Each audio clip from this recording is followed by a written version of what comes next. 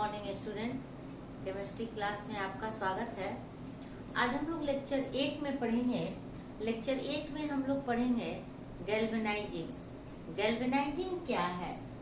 अभी हम लोग पढ़ रहे हैं protection of metal from corrosion. Last class में हम लोगों ने पढ़ा था कि various method of protection of metal from corrosion, कितने तरह से हम लोग मेटल को कोरोजन से प्रोटेक्ट करते हैं। तो उसमें जो भी मेथड्स थे, सबसे ज्यादा इम्पोर्टेंट उसमें है मेटेलिक कोटिंग, और उसी मेटेलिक कोटिंग को आज हम लोग पढ़ेंगे। ये मेटेलिक कोटिंग क्या है?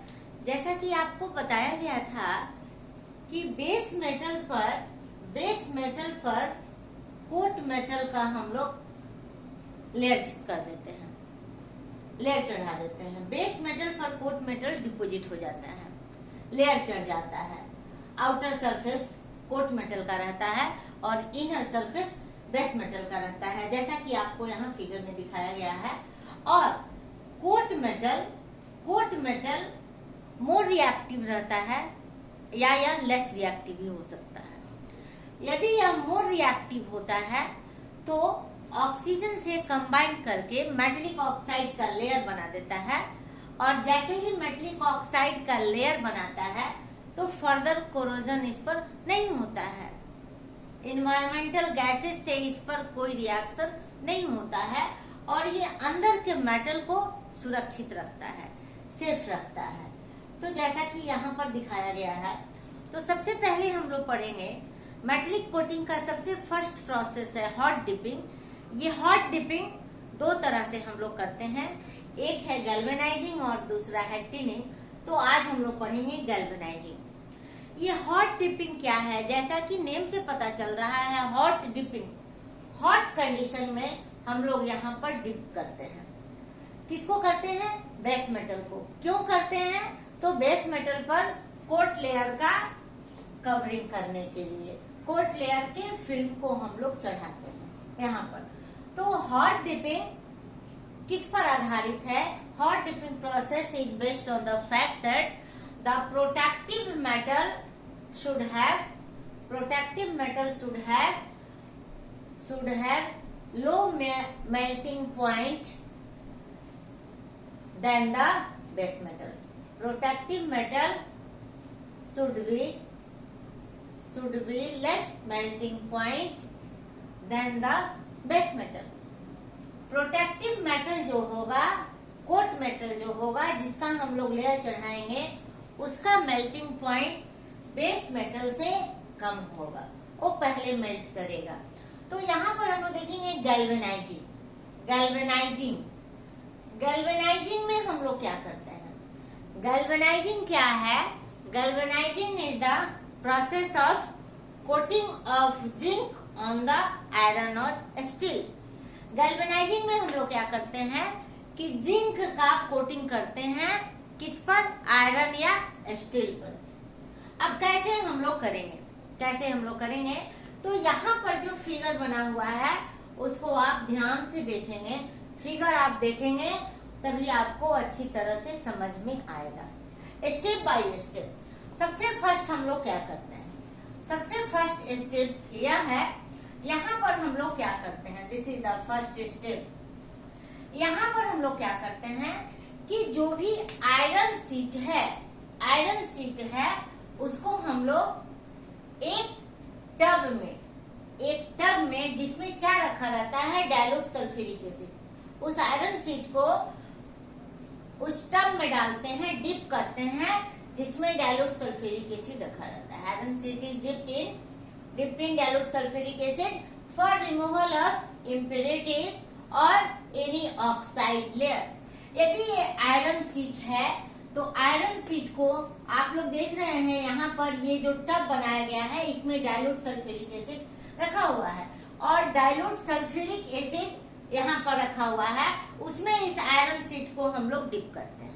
और जैसे ही डिप करते हैं ये इसमें डिप्ट हो जाता है, और डिप्ट होने के बाद इस आयरन शीट में जो भी इम्प्योरिटीज है या कोई ऑक्साइड का लेयर है वो हट जाता है। तो फर्स्ट प्रोसेस है कि हम लोग आयरन शीट को प्यूरिफाई करते हैं। आयरन शीट को प्यूरिफाई करते हैं, इम्प्योरिटीज उसमें से हटाते हैं। यहाँ से हम लोग उस आयरन शीट को निकालेंगे। आयरन शीट को यहाँ पर हम लोग बाहर निकालेंगे और बाहर निकालने के बाद हम लोग क्या करते हैं, फिर नेक्स्ट सेकंड जो टब है, सेकंड टब है, इसमें क्या रखा रहता है, इस सेकंड टब में जिंक अमोनियम क्लोराइड सॉल्यूशन रहता है। जिंक अमोनियम क्लोराइड सॉल्यूशन यहाँ पर रहता है। जिंक अमोनियम क्लोराइड सॉल्यूशन में हम लोग इसको डिप करते हैं। जिंक अमोनियम क्लोराइड सॉल्यूशन में हम लोग डिप करेंगे और यहाँ से फिर इस आयरन शीट को हम लोग निकालेंगे। जिंक अमोनियम क्लोराइड सॉल्यूशन में डुबाने के बाद हम लोग इसको निकालते हैं और इसको हम लोग फिर ड्राई करते हैं। जिंक अमोनियम क्लोराइड सॉल्यूशन में से आयरन शीट को निकालने के बाद हम लोग इसको सुखाते हैं, ड्राई करते हैं, जो कि आप देखेंगे यहाँ पर ड्राइंग चैम्बर एक बना हुआ है। ड्राई करने के बाद में, सुखाने के बाद फिर हम इसको थर्ड स्टेप जो है, ये थर्ड स्टेप, यहाँ पर टब में क्या रखा गया है, अमोनियम क्लोराइड का ये फ्लक्स लगा है ऊपर में, और इस टब में जो सॉल्यूशन है वो क्या है, मोल्टेन जिंक। मोल्टेन जिंक इसमें रखा गया है, जिसका टेम्परेचर कितना है, 425 to 460 degree Celsius. 425 to 460 degree Celsius temperature है किसका, मोल्टेन जिंक का, जिसमें हम लोग इस आयरन शीट को डिप करते हैं। इस टब को ऊपर में जिंक सॉल्यूशन के ऊपर एक कवर किया हुआ रहता है। कवर किसका रहता है, zinc solution is covered with flux of ammonium chloride. Ammonium chloride यहाँ पर ये क्या करता है, आयरन शीट पर ऑक्साइड के फॉर्मेशन को रोकता है। तो molten zinc is covered with flux ammonium chloride which prevent to oxide formation। Oxide के फॉर्मेशन से ये रोकता है कि आयरन शीट पर ऑक्साइड का फॉर्मेशन नहीं हो, यही यह काम करता है। जब मोल्टेन जिंक में से आयरन शीट को बाहर निकाला जाता है, मोल्टेन जिंक में से आयरन शीट को बाहर निकाला जाता है, तो इस आयरन शीट पर जिंक का लेयर चढ़ जाता है। जिंक का लेयर का कोटिंग हो गया रहता है यहाँ पर। That means here iron is covered with zinc layer. Iron is covered with zinc layer. इसके बाद का स्टेप क्या है कि जिस आयरन पर हमने जिंक के लेयर को चढ़ाया है, जिंक के लेयर को डिपॉजिट करवाया है, यहाँ पर हम लोग इस आयरन शीट को पेयर्स ऑफ रोलर के अंदर से हम लोग पास करते हैं। पेयर्स ऑफ रोलर के अंदर से हम लोग पास करते हैं। यहाँ पर जैसे ही रोलर के अंदर से आयरन शीट को हम पास करते हैं, तो रोलर क्या करेगा, प्रेशर बनाएगा, प्रेस करता है, उस आयरन शीट को दबाता है, और रोलर से बाहर जैसे ही आयरन शीट निकलता है, एक्स्ट्रा जिंक जो है ये वहां से रिमूव हो जाता है। आप देख रहे हैं यहाँ पर एक्स्ट्रा जिंक यहाँ पर निकल रहा है प्रेस होके, दब के।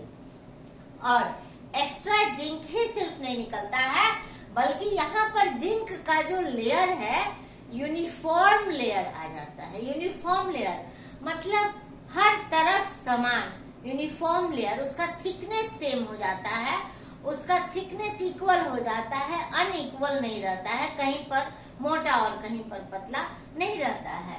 तो आयरन शीट को रोलर के अंदर से हम पास करते हैं। जैसे ही रोलर के अंदर से हम पास करते हैं, इसको एक्स्ट्रा जिंक रिमूव हो जाता है और यूनिफॉर्म लेयर आ जाता है, यूनिफॉर्म थिकनेस आ जाता है। अब रोलर के बाहर जो शीट निकलता है, ये अब आयरन का नहीं है, ये this is the galvanised sheet, this is the galvanised sheet. That means यहाँ आयरन का शीट था, लेकिन यहाँ पर यह गैल्वेनाइज्ड शीट है। इसको यदि हम लोग आयरन शीट लिखें, आयरन शीट हम लोग लिखें, तो फाइनली लास्ट में हमको गैल्वेनाइज्ड शीट यहाँ पर प्राप्त होता है। दैट मीन्स ये जो है ये क्या है, ये गैल्वेनाइज्ड शीट है। तो यहाँ पर हमने स्टार्ट किया था आयरन शीट से और यहाँ पर हमको मिला galvanised sheet. That means iron और steel is covered with zinc, iron और steel is covered with zinc. जो यहाँ पर आयरन बेस मेटल है और कोट मेटल के रूप में हम लोगों को, कोट मेटल के रूप में हमने जिंक का इस्तेमाल किया है और ये जिंक का कवर इस पर आ गया है। That is the galvanisation, galvanising process. तो इसको एकदम आसान है लिखना, गैल्वेनाइजिंग क्या है, गैल्वेनाइजिंग क्या है या गैल्वेनाइजेशन क्या है। It is the process of coating of zinc on iron और स्टील मेटल। फर्स्ट इसको पॉइंट वाइज आप लिखेंगे। फर्स्ट हम लोग ऐसे इसको समराइज करके पढ़ रहे हैं। सबसे फर्स्ट स्टेप क्या है, iron sheet is dipped in dilute sulphuric acid for removal of any impurities or oxide layer. Then it is dipped in another bath which contain zinc ammonium chloride solution, and after it is taken out, after dipping in zinc ammonium chloride solution, it is taken out and it is dried with the help of drying chamber. Next this iron sheet is again dipped in another bath which contain molten zinc, and temperature of molten zinc is 425 to 460 degree Celsius, and this molten zinc is covered with flux of ammonium chloride. This flux of ammonium chloride prevents iron sheet to oxide formation, oxide formation से यहाँ पर उसको iron sheet को रोकता है। Iron sheet पे oxide का formation नहीं हो, क्योंकि जैसे ऑक्साइड का फॉर्मेशन होगा कोरोजन हो जाएगा, तो ये अमोनियम क्लोराइड का फ्लक्स रोकता है। उसके बाद finally when this iron sheet is taken out from the bath of molten zinc, it is covered with zinc, and it is passed between pairs of hot rollers. This iron sheet is passed between pairs of hot rollers for removal of extra zinc and uniform thickness,